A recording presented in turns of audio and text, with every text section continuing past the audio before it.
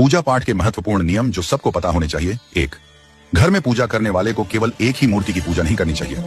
अनेक देवी देवताओं की पूजा करें, लेकिन 2 शिवलिंग, 3 गणेश मूर्तियां पूजा स्थान पर नहीं रखनी चाहिए। 2.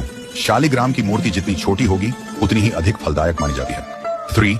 यदि कुशा उपलब्ध न हो तो स्वर्ण की अंगूठी धारण करके भी देव कार्य संपन्न किया जा सकता है। 4. मंगल कार्यों में कुमकुम का तिलक श्रेष्ठ माना जाता है। पूजा में टूटे हुए अक्षत, चावल भगवान को नहीं चढ़ाने चाहिए। 5. पानी, दूध, दही, घी आदि में उंगली नहीं डालनी चाहिए। इन्हें लोटे या चम्मच से लेना चाहिए। 6. तांबे के बर्तन में दूध का निषेध।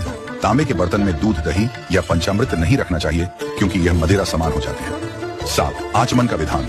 आचमन 3 बार करने का विधान है, जिससे ब्रह्मा, विष्णु और महेश तीनों देव प्रसन्न होते हैं। यदि आचमन संभव न हो तो दाएं कान का स्पर्श करने से भी आचमन के समान फल प्राप्त होता है। 8. देवताओं को अंगूठे से नहीं मलना चाहिए। चकले पर से चंदन लेकर भी नहीं लगाना चाहिए, बल्कि उसे छोटी कटोरी या बाएं हाथ की हथेली पर रखकर लगाना चाहिए। 9. पूजा में पुष्पों को बाल्टी, लोटे या जल में डालकर फिर निकालकर नहीं चढ़ाना चाहिए। 10.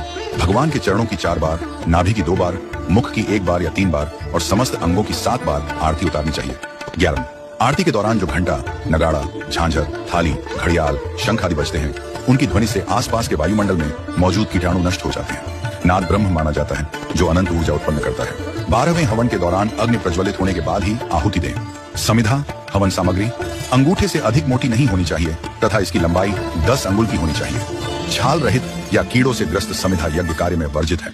पंखे आदि से हवन की अग्नि प्रज्वलित नहीं करनी चाहिए। 13. मेरुहीन माला या मेरु माला की सबसे ऊंची गांठ का लंघन करके माला नहीं जपनी चाहिए। माला को अनामिका, तीसरी उंगली पर रखकर मध्यमा, दूसरी उंगली से चलाना चाहिए। रुद्राक्ष, तुलसी और चंदन की माला उत्तम मानी गई है। 14. जप करते समय सिर पर हाथ या वस्त्र नहीं रखना चाहिए। तिलक कराते समय सिर पर हाथ या वस्त्र रखना आवश्यक है। माला का पूजन करके ही जप करना चाहिए। ब्राह्मणों और द्विजातियों को स्नान के बाद तिलक अवश्य लगाना चाहिए। 15. एक हाथ से प्रणाम नहीं करना चाहिए।